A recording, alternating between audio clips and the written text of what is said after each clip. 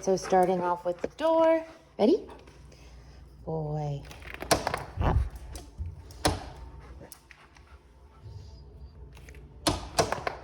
Free. Good job. Good job. Well done. And when I come in the mornings, feel free to, if he tries to like push himself through the door, go ahead and close it, right? Let's help him understand that even if I'm at the door, the same rule applies, right? He doesn't necessarily have to be in a sit if you're in a rush, but he's also not allowed to just go through the door. So if his little nose starts to go through, go ahead and close it. And again, if you're in a rush, you can just like wave and walk away, and I'll work on the door with him just so that we can be really consistent with it. Good boy. So we're going to work past the boys. I do have him on the opposite side of me today. We want to make sure that we practice both sides. Good boy. Good boy. Good boy. Good boy. Good boy. Good boy over here. Good job. Good boy. Yes. Good job. Boop, boop, boop, boop. Yes. Good boy. And if he is going like a fast speed like that, I'm going to make sure that when he hits the end of the line, I give a tad bit right now so that it's not a huge jolt on his neck. I don't want to like clothesline him, right? So when you feel that pressure, give in just a little bit so that it's just not so intense on his neck. If he's going slow, you don't have to do that. We call it a slow stop, where you kind of gradually let the line go and then pull back like that. Good boy. He's very excited. He wants to catch up to his human sibling.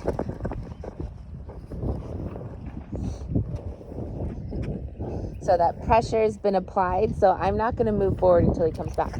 Good boy. Yes. Good job. Good boy.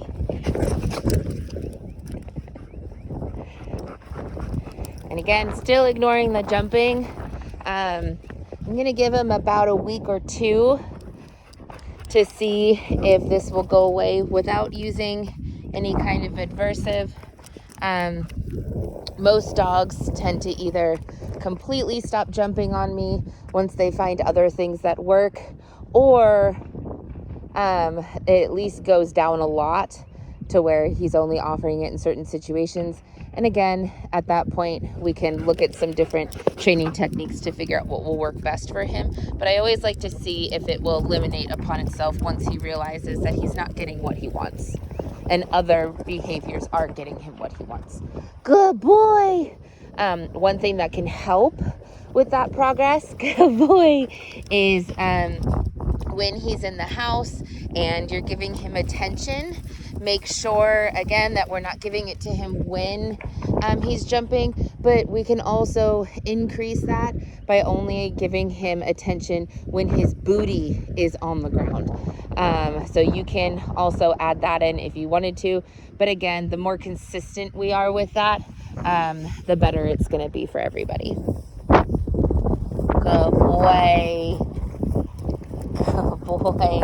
Boop, boop, boop, boop. Yes. Good boy. There you go. Good boy. There we go. Good boy. Good boy.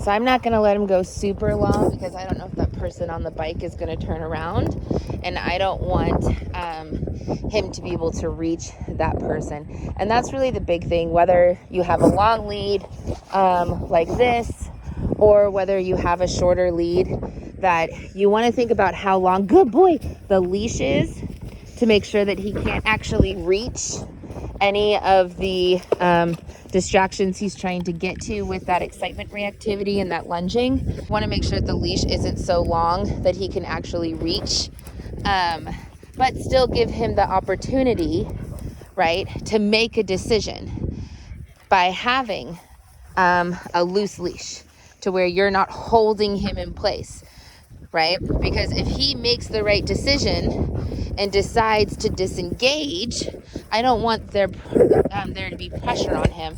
I want that to be something he makes on his own. Good boy, good boy, good boy, good boy, good boy, good boy. So that he starts to understand the behavior that pays off and the behavior that's honestly more pleasant for him, right? It's much more pleasant to stand there with a loose leash and get treats and maybe eventually go towards the things that he wants to go towards on a nice loose leash than it is to be on a taut leash or one that's putting on pressure.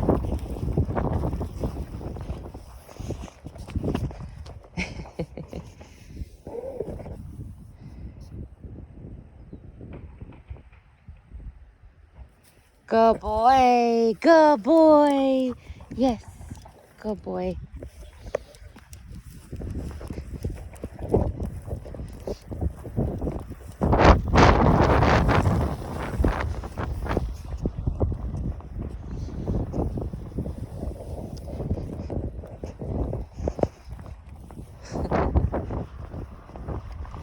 So going a pretty decent pace now, starting to slow down and sniff.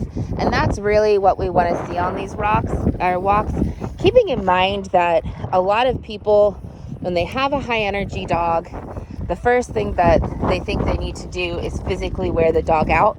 Good boy. But then you end up just conditioning their body to become more athletic, and it becomes even harder to wear them out. So instead of focusing on physically wearing him out, I want us to focus on mentally wearing him out. And walks are a great way to do that if we do them correctly, because it uses his brain not only to smell and process his surroundings, but also for him to learn to actually disengage, right? He has to disengage from the smell. He has to disengage from the people on the bikes. He has to disengage from the dog across the street, right? All of those things require mental work. And so once he learns how to do that and we apply that consistently on his walks will become extremely tiring, even if we don't go super far, because we're using his brain the entire time we're on the walk. So a 20 to 30 minute walk will be absolutely exhausting for him compared to an hour version of a walk that he's getting right now, where he's not really using too much of his brain.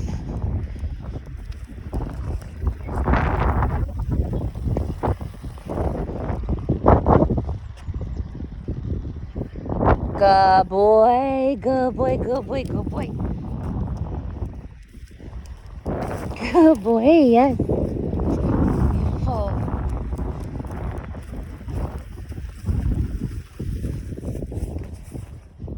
We have a car coming, so what I'm going to do to help him out is I'm actually going to go away from the road. Good boy. So he can't accidentally go that direction, right? If he tried, the leash would stop him. Good boy. Good job.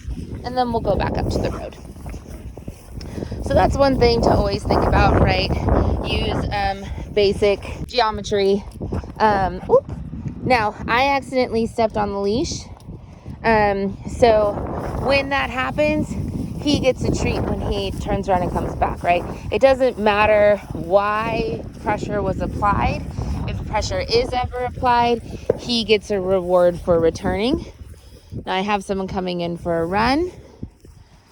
So again, I'm going to have my leash as short as I can so he can't get towards them. Good boy. He applied pressure.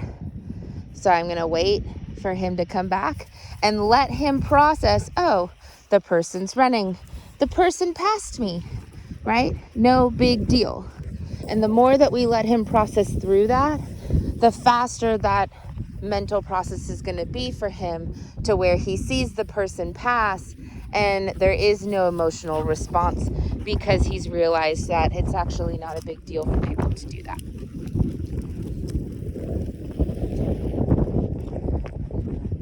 Good boy. Good boy. Yes. Good job.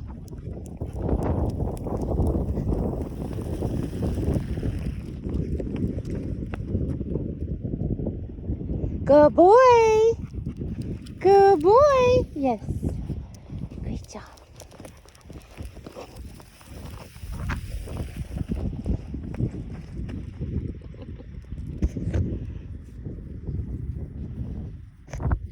Good boy. Good boy. Yes. Over here. So, because he's coming back relatively quickly, I want to start helping him understand that he gets treats in a very specific target zone. Okay? A lot of times when we begin rewarding our dogs, we reward them in front of us. And that gets them that on these walks, he's going to aim for the front of our body, right? And instead, I want him to start realizing that he also gets treats on the side, right? Now, he did not check in with me there. I don't really care if he eats the treat, but he does need to come in and actually check in with me. So if he does, I call them drive-bys. If he does that drive-by where he comes up and he just immediately starts to go a different direction and doesn't really check in with me to see which direction I'm going and all of that, then that doesn't count. We don't get to move forward until he actually checks in with me and has refocused. Again, he doesn't have to take the treat, but he does have to show me that he's focused on me before we move forward. So anyway, back to the zones. When we're rewarding him, I'd like to reward him on either side of our body, right? Which also means that you want to reward on the side that the hand is. So I don't want to reward like this because it's in front of my body, and that's not where I want him to be. I want him to be directly by my side or even behind me, right? So this is the zone that I want to give him the reward in. So he actually has to come up to that zone in order for us to move forward at this point. I don't care which direction he's facing. We will fine tune that going a little bit in the future, but first we need to help him understand the target area, which is right here by our side. So he's coming up and right by our side. Now we get to move forward.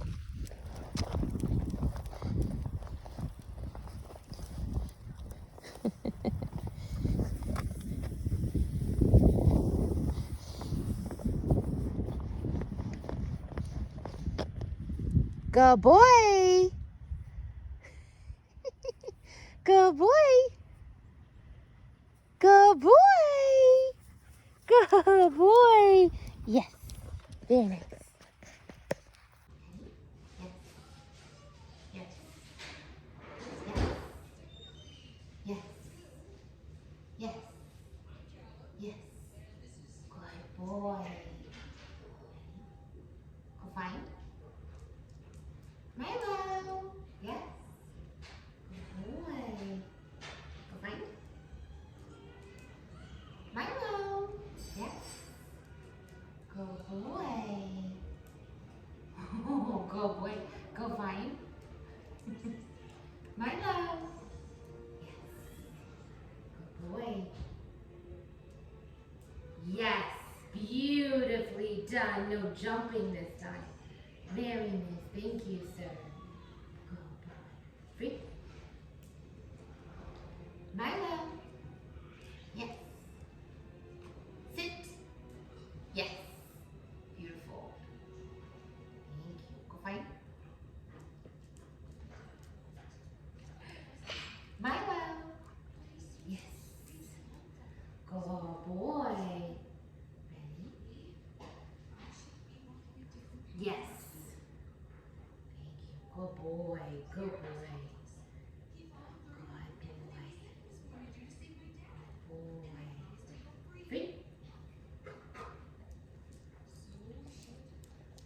Milo. Yes. Good boy. Down. Yes. Very nice. Good warm up. Good job, buddy. Well done. Free.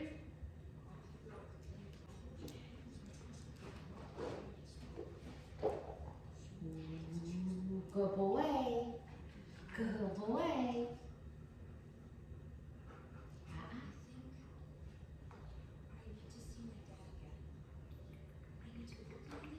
Yes.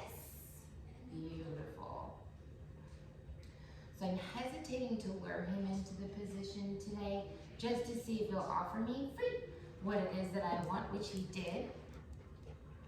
So we're gonna keep doing that hesitation until this becomes the auto behavior to get onto the mat and into a down. Good boy.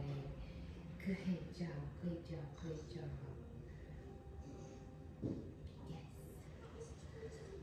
Yes. Good boy. Good boy. Good boy.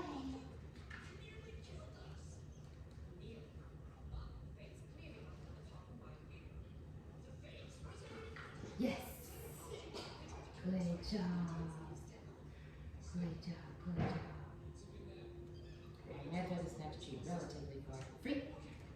Being distance from the mat. Free. It's really important that when you create distance, that you're starting to create that distance when he doesn't see you walk away. You don't necessarily want to cue to him that anything's changing. Go away.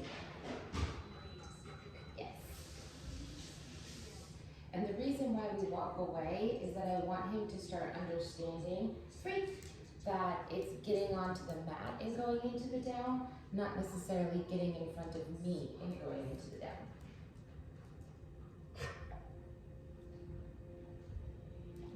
Good boy. Good boy.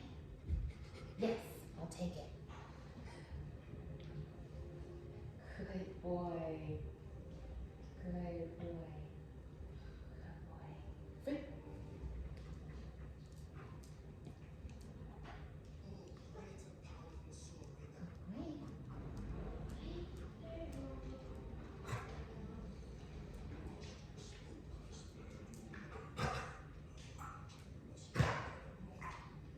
So he's kind of on it, but he's only really got one paw. So I'm actually not going to give him this one. What I'm going to do is I'm going to help him out by getting onto like this direction. I'm not necessarily going to get closer to it. Oh, distracted. It's okay, give me a second. Milo! Good boy! Good boy, good boy, good boy, good boy, good boy! Yes. Okay. So because he got distracted for a second, we're just gonna reset. And anytime that you're working with him, and that happens, which it will happen frequently in the beginning until he learns a little bit more impulse control, you wanna kind of go back and remind him what you were doing, especially if you're getting into the more advanced version of the behavior. Good boy, good boy.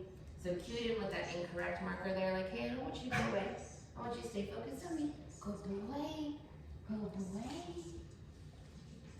Yes. Thank you, good job. Good job, buddy. Well done. Free. Good boy, Milo, good boy. Good boy. Good boy. Yes. Good job.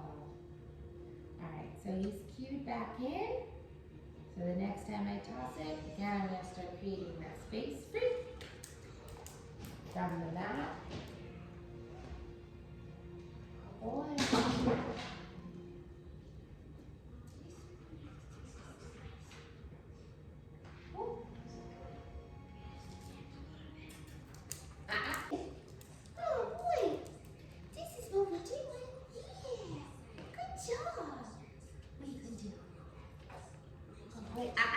Good boy. Good boy.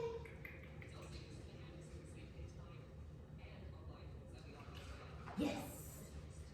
Good boy. Good job, good job, good job. Well done. Well done. Good boy.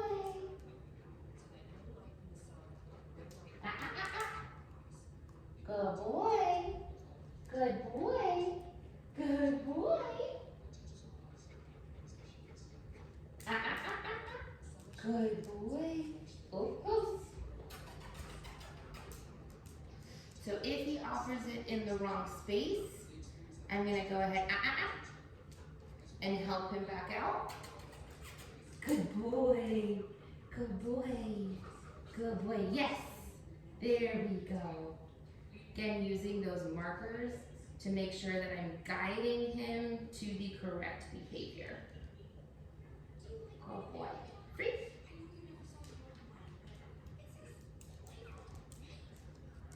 Good boy, good boy.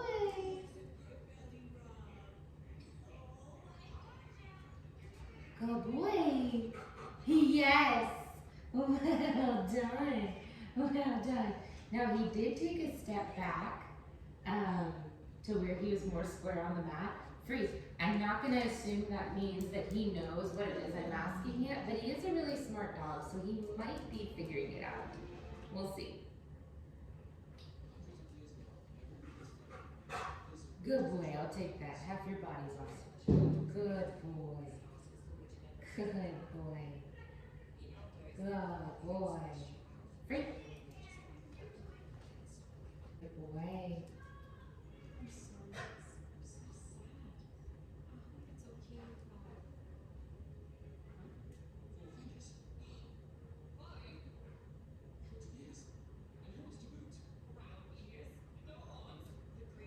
Good boy. Yes, good boy. Look at you, smarty pants. Good job. Well done, well done, well done. Free. So he went back twice now, so I'm going to try going in front of the mat forward. See if he can figure it out that way.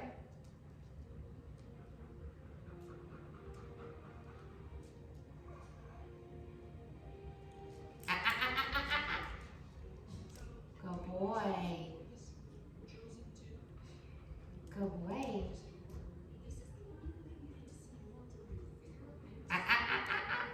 Good boy. Close. There we go.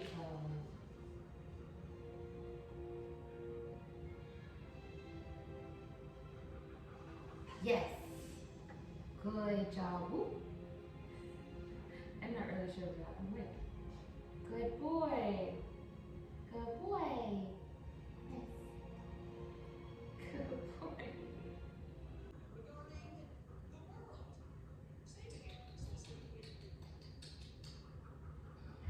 boy. Good boy. Good boy. Good boy.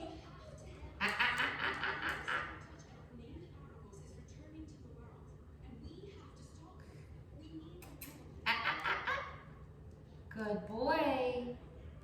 Good boy. Mom, actually we don't have to take a nap. Mom, just sit Yes. there.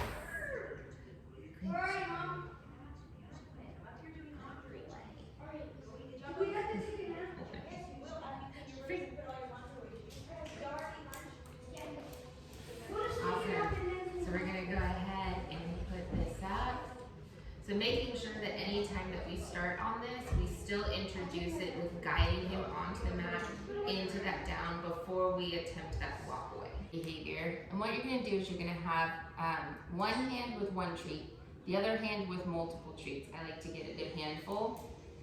And I'm going to start off with presenting the hand with the one treat about face height, open. And if he tries to get it, I'm going to close my hand and let him work through to the point where he wants to give up, and then I'm going to present it again. And every time he tries to get it, I'm going to close my hand. And again, let him work through the fact that he's not getting it.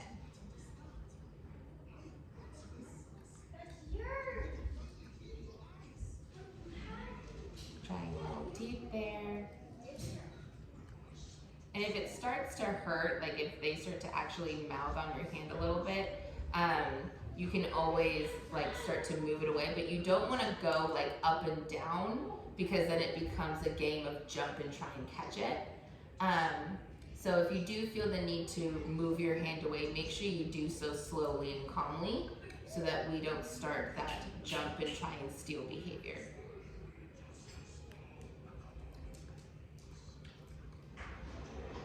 And what I'm looking for here is for him to see the hand open with the treat, and instead of trying to get it, to look away and disengage, even for a second, and then I'll go ahead and reward him for that. Oh boy. So I had to close my hand a tad bit there before he gave up, so I'm still not gonna reward that. Now, when he disengages like that, I am always gonna reward for him re-engaging with me, because what he's doing is he's going, this is a frustrating game, I'm gonna go find something more fun to do. Oh boy.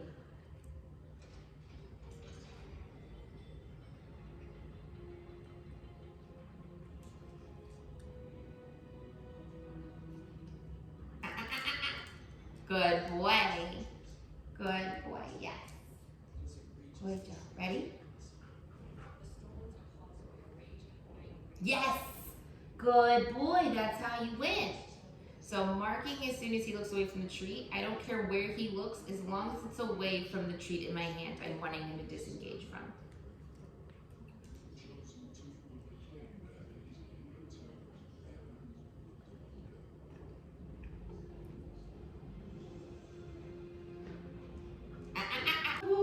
And if anybody in the house is ever working with him, like mom or dad or one of the boys, if he disengages and tries to focus on someone else, it's important for the people he's not supposed to be paying attention to just stay disengaged from him. You can keep doing whatever you're doing, just pretend like he's not there and doesn't exist.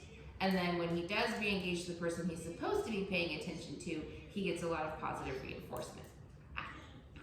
So now he's getting a little pushy. Yes, good boy.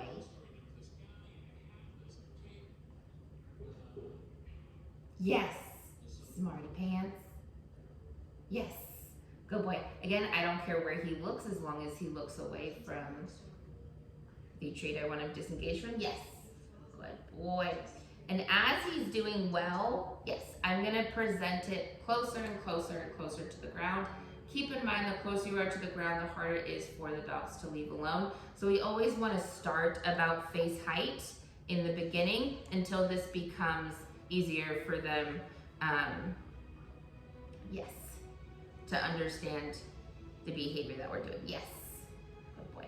Now my hand was flat on the ground that time, so now what I'm gonna do is I'm gonna flip my hand over and I'm gonna put the treat on the ground and look away. Now he hasn't looked at the treat, so I'm gonna go ahead and reset because he didn't notice what I did. So if he tries to get the treat on the ground, I'm gonna cover it with my hand. And same thing, I'm gonna let him work through the fact that he can't get it, and then when he starts to disengage, I'll move my hand away.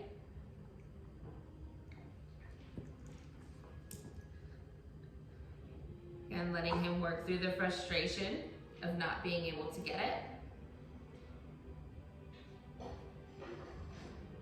I'm gonna keep giving him chances though to try and get that treat.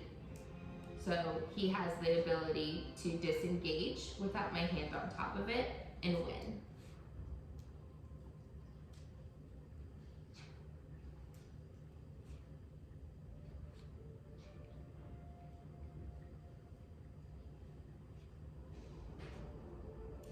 Now if I feel like he's too close to the treat, I'll go ahead and just kind of move it away like that with my hand.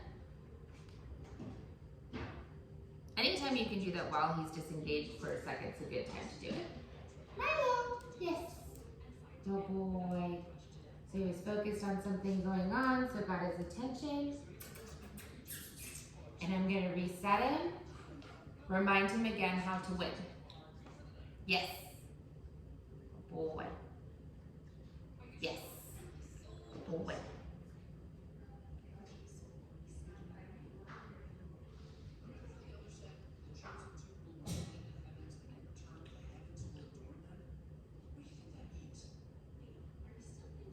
Yes. So you can't really see it in the camera, but he was looking away with his little eyeballs. So I'm gonna go ahead and mark and reward that right now. Little things gets him to win. Yes. And that's just gonna encourage the behavior that we want until he starts doing a big behavior of disengagement. Yes. Good boy.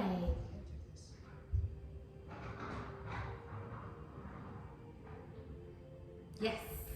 Good boy. Yes. Good boy.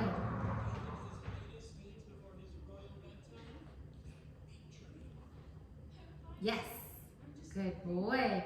So it's on my hands flat on the ground. Yes. So I'm gonna start putting it on the ground now. Yes. Good boy. Yes. Good boy. Now, if he's kind of figured out that the treats are coming from the other hand, that's okay as long as he's looking at the treat that I want him, yes, to eventually disengage from.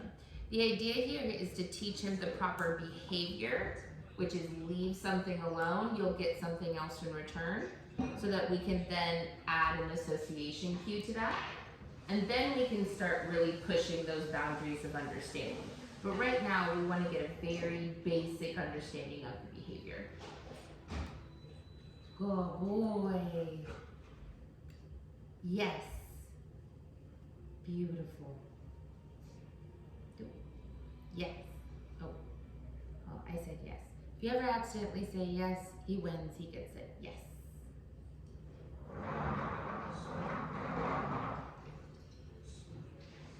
Yes. And doesn't matter why he looks away from it, even if it's from a distraction, yes, he still gets it. Okay. So once it's relatively consistent on the ground, just by placing it, that he's not gonna try and get it, that's when you can start dropping it. Yes, we're not quite there yet. We're gonna go ahead and end this today, but that will be the next step. We'll see if we can get to that tomorrow. At the end of this, it's really important to remember that when we teach leave it, we really want leave it to mean forever, right? If we want to do a wait cue, we can always teach that as well. But I really want leave it to be, you're leaving that thing alone, you're not going back to it, so that he doesn't go and investigate something that we want him to disengage from and stay disengaged from, like a rattlesnake, like food in someone's hand, right? All of those things are things that we want him to fully and understand.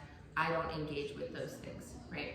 So at the end of the game, because dogs understand object permanence, if I put the treat back in my bag and he sees me do that, he's going to assume the next one is the one I've just been having him disengage from. So to really help that understanding, what I'm gonna do is take a different treat, toss it for him to go find it, put the treat he's been leaving alone back in my bag when he's not looking, and then show him, hey, it's magically disappeared, right? The treat is now gone. Good boy. Good job. Yeah, good job. You're good boy.